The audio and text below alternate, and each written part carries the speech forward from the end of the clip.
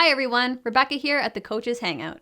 Even though I have a commerce degree and passed the Canadian Securities Course, along with other industry courses, that does not make me an economist. This also means if you are taking the Canadian Securities Course, you will not be expected to have an in-depth knowledge of the economy, but you do need to have a general understanding. In this video, I'm going to simplify money supply and its impact on inflation, and give you some tips on how to tackle a concept like this. But if you want to dig a little deeper, check out our full study packages available at SeeWhyLearning.com. Now we're going to talk about the impact money supply can have on inflation. But let's pump the brakes a bit. What is inflation? In simplistic terms, inflation refers to the rate at which prices are going up in general. This is measured by something called the Consumer Price Index, or CPI, which is basically a notional basket of 600 goods and services, which is a fair representation of what the average Canadian household would purchase. You don't need to know what the CPI is specifically made up of. It includes necessities like groceries, clothing, and gasoline, but it does not include luxury items like a yacht. The value of this basket is tracked, and the percentage by which it increases in price is referred to as the inflation rate. For example, if the CPI went up 5% last year, we would say inflation was 5%, which basically means overall prices have gone up by 5%. If it went down, it is referred to as deflation, but that's a whole other video. And it may come to your surprise that deflation is actually not a good thing.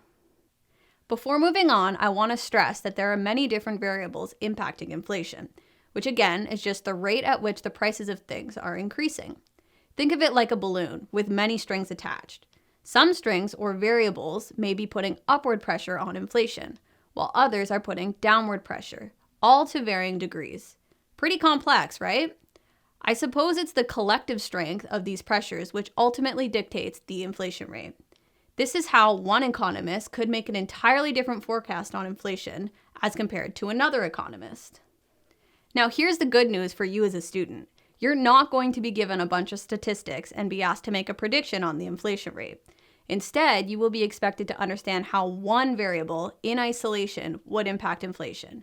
In fact, questions may even start with the wording, all else being equal.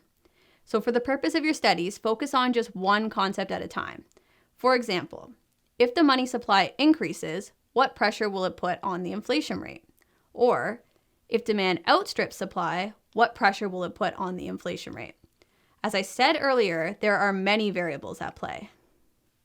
So all else being equal, how would an increase in money supply impact the inflation rate? When grappling with a concept, I try to boil it down to a simple scenario so I can understand it and remember it better. For something like this, I think of me and 9 of my friends operating in our own little private economy. Let's say that today I announce that I'm selling my foosball table. We all love that foosball table. I might get offers of around $150 if I'm lucky. We're all pretty broke. But if suddenly they all had a lot more money in their pockets, I'd likely get some better offers, maybe $250. Makes sense, right? Stated another way, all else being equal, an increase in money supply will put upward pressure on inflation. Now notice I said pressure. It's not a guarantee. As I said at the top of this video, there are many variables at play, so leave the economic forecast to the professionals. I hope you found this video helpful. I know it was a very simplistic example, but I think boiling it down to the basics will give you a good foundation and allow you to get a lot more out of your studies. Thanks for watching, and since you stuck with me to the end, please hit that like button, subscribe to our channel, and hit the notification bell to get a notification every time we upload a new video.